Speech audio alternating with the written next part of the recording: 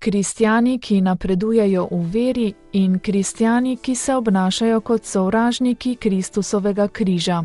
Tako je papež Frančišek med današnjo jutranjo mašo v domu svete Marte opredelil dve vrsti kristjanov ter posvaril pred skušnjavami tega sveta.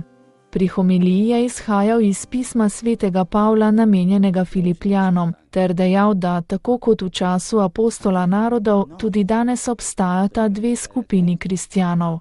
Obe skupini sta bili del cerkve, vsi so bili skupaj, ob nedeljah so hodili k maši, slavili Gospoda, imenovali so se kristjani. In v čem je bila razlika? Po papeževih besedah so se pripadniki ene skupine obnašali kot sovražniki Kristusovega križa. Bili so kristjani sovražniki Kristusovega križa, je izpostavil papež Frančišek. To so posvetni kristjani, imajo 2 ali 3 lastnosti, ki so krščanske in nič več. To so kristjani pogani. Sami sebe sicer imenujejo kristjani, a njihovo življenje je pogansko. So pogani, ki so 2-krat prelakirani s krščanstvom. Tako delujejo kot kristjani, a v resnici so pogani. Anche oggi ne sono tanti.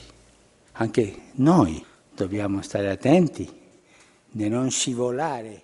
Tudi danes jih je veliko, je posvaril papež in dodal, da moramo biti pazljivi, da ne bi zašli na to pot kristjanov, poganov, navideznih kristjanov.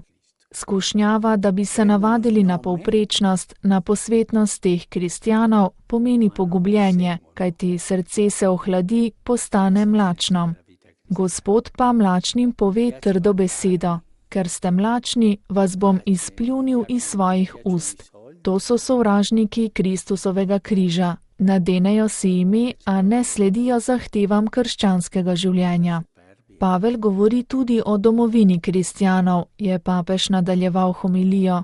Naša domovina so nebesa, domovina kristjanov, poganov pa je zemlja, so državljani sveta in ne nebes. Njihov priimek je posveten in takih se je treba varovati. Vsak med nami, tudi sam papež, se mora vprašati, ali je v njem kaj posvetnega, poganskega. Mi piace vantarmi, mi piacciono i soldi, mi piace l'orgoglio, la superbia. Se rad hvalim, imam rad denar, mi je všeč ponos, nadutost. Kje so moje korenine oziroma državljan, česa sem, nebes ali zemlje? Naša domovina so nebesa in ta pričakujemo. Ti polakirani kristjani pa bodo pogubljeni, slabo bodo končali. Frančišek je spodbudil, naj pogledamo na konec. Kam nas vodi to državljanstvo, ki ga imam v svojem srcu? Posvetno me vodi v pogubo, tisto od Kristusovega križa pa v srečanje z njim.